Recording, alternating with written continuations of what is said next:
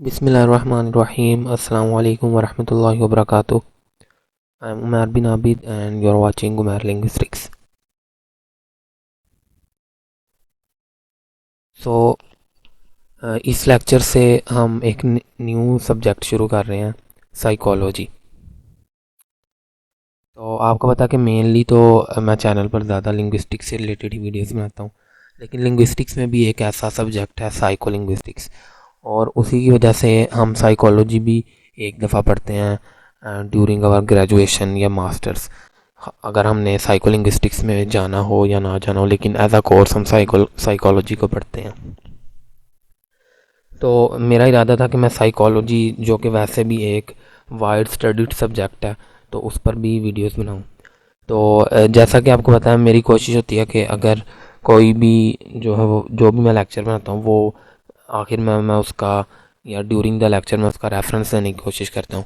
क्योंकि आमतौर पर जो हमें इंटरनेट पर काफ़ी ज़्यादा वेबसाइट्स पे जो इन्फॉर्मेशन मिलती है किसी भी सब्जेक्ट से रिलेटेड, तो कई वेबसाइट्स जो हैं वो अनऑथेंटिक इन्फॉर्मेशन प्रोवाइड कर रही होती हैं या रेफरेंस प्रोवाइड नहीं कर रही होती। ठीक है, तो इंशाल्लाह मैं आपको इसका रेफरेंस भी दूंगा, ठीक है, इस लेक्चर में। और यानी जितने भी साइकोलॉजी के लेक्चर्स होंगे, हम उनमें हम किस बुक को फॉलो करेंगे, और मैं आपको ये रेकमेंड करूँगा कि अगर आप वो बुक परचेज़ कर सकें तो बहुत अच्छा होगा। ठीक है, तो उसके डिफरेंट पार्ट्स हैं जिस बुक को हम फॉलो करेंगे, और चैप्टर 1 आज हम शुरू करने जा रहे हैं, अंडरस्टैंडिंग साइकोलॉजी। ठीक है, तो शुरू करते हैं।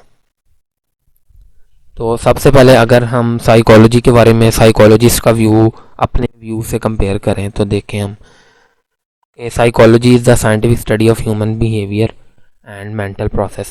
तो मोस्ट ऑफ द साइकोलॉजिस्ट के अकॉर्डिंग यही डेफिनेशन है साइकोलॉजी की। लेकिन जब हम साइकोलॉजी के बारे में सोचते हैं तो हम आमतौर पर इस तरह नहीं सोचते। यानी ये डेफिनेशन सरप्राइजिंग है काफ़ी स्टूडेंट्स के लिए, क्योंकि हम आमतौर पर जब मुख्तलिफ बुक्स देखते हैं, पॉपुलर बुक्स देखते हैं साइकोलॉजी पर, या कुछ मूवीज़ में साइकोलॉजी का रिलेशन दिखाया जा रहा होता है, कुछ टेलीविज़न प्रोग्राम्स भी इस तरह के काफ़ी ज़्यादा हमें देखने को मिलते हैं। ठीक है, तो उसमें क्योंकि हमारा जो व्यू बना होता है वो इन चीज़ों से साइकोलॉजी के बारे में बना, क्योंकि जाहिर है हम आमतौर पर उस एकेडमिक फील्ड से रिलेटेड नहीं होते। ठीक है, तो हम आमतौर पर साइकोलॉजी के यानी अगर स्टूडेंट से पूछा जाए पहली दफ़ा या हमसे पूछा जाए, तो हम क्या कहते हैं कि psychology the study of people, it helps us to understand others, it enables us to treat mentally retarded. यानी ये जो लोग पागल हो जाते हैं, अब नॉर्मल होते हैं, उन्हें ठीक करने के लिए साइकोलॉजी को हम यूज़ करते हैं, या साइकोलॉजी के ज़रिए हम उन लोगों को ट्रीट करते हैं जिनकी मेमोरी लॉस हो जाती है, ठीक है, या जिनके कुछ इमोशनल प्रॉब्लम्स होते हैं। ठीक है, तो हम आमतौर पर साइकोलॉजी का ये हमारे जहन में एक व्यू सा बना होता है, जबकि साइकोलॉजिस्ट जो है वो आमतौर पर इस तरह डिफ़ाइन करते हैं साइकोलॉजी को। तो साइकोलॉजी जो है, जो साइकोलॉजिस्ट हैं वो असल में स्टडी क्या क्या करते हैं। तो साइकोलॉजिस्ट इन सब प्रॉब्लम से डील करते हैं, लेकिन कुछ और प्रॉब्लम्स को भी वो सॉल्व करते हैं।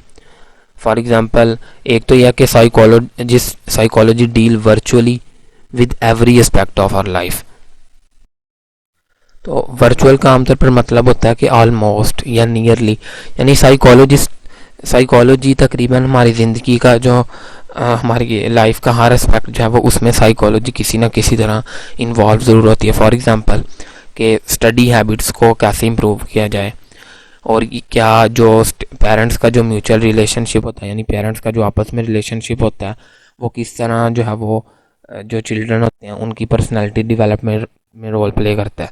यानी अगर पेरेंट्स का आपस में जो रिलेशनशिप है वो अच्छा है, तो समझा जाता है कि चिल्ड्रन की पर्सनालिटी डेवलपमेंट में भी उसके अच्छे असरात होंगे। अगर नहीं है तो इसके अच्छे असरात नहीं होंगे। ठीक है, why and how do normal people go mad. कैसे जो आम लोग होते हैं बिल्कुल ठीक ठाक होते हैं, लेकिन कुछ इस तरह के प्रॉब्लम्स आते हैं जो भी हैं वो क्या किस वजह से वो बिल्कुल पागल हो जाते हैं, यानी उनकी मेमोरी लॉस हो जाता है, या उनकी वो कॉन्शियस नहीं रहते। और इसी तरह जो अगर स्ट्रेस जो है वो काफ़ी देर तक रहे हमें, तो उसके हमारे इम्यून सिस्टम पर क्या असरात आते हैं। या फिर इस तरह और इस तरह के बाकी भी काफ़ी ज़्यादा इश्यूज़ हैं जिनके साथ साइकोलॉजी जो है वो डील करते हैं। तो इसीलिए साइकोलॉजी जो है वो तकरीबन हमारे लाइफ के हर पार्ट में एक रोल प्ले करती है।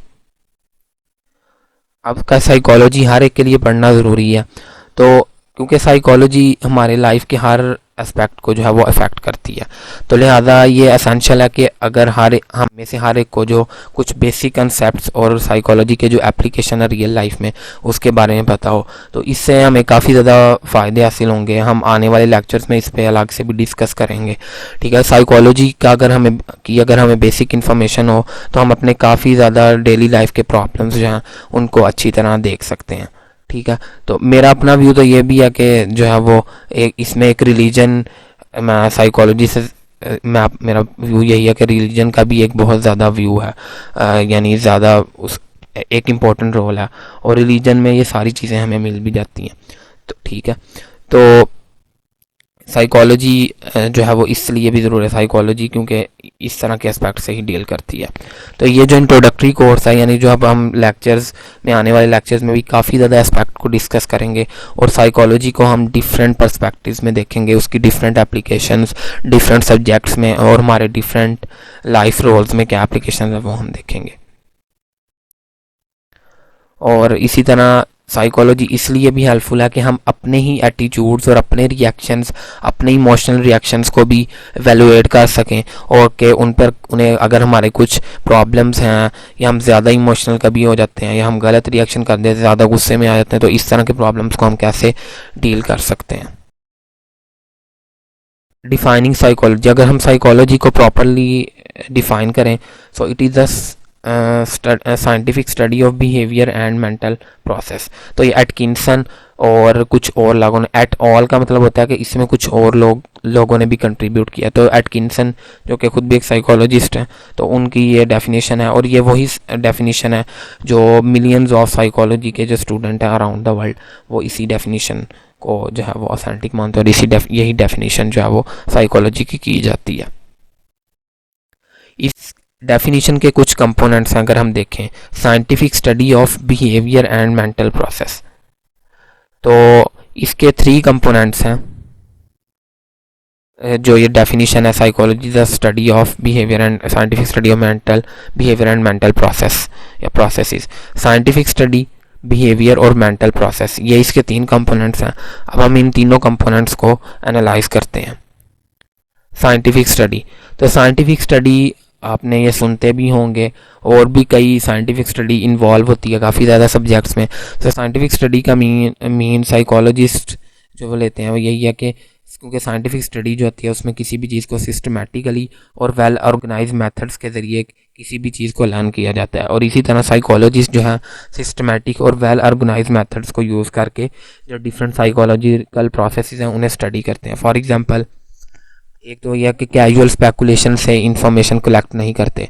कैजुअल स्पेकुलेशंस जो कि हम आमतौर पर रियल लाइफ में करते हैं कि फॉर एग्जांपल कोई हमारे सामने कोई क्रिमिनल केस आता है, तो हम कहते हैं कि मे बी ये उसने किया होगा, ऐसे हुआ होगा, ऐसे हुआ होगा, लेकिन ये क्या होती हैं, ये सारी कैजुअल स्पेकुलेशंस होती हैं।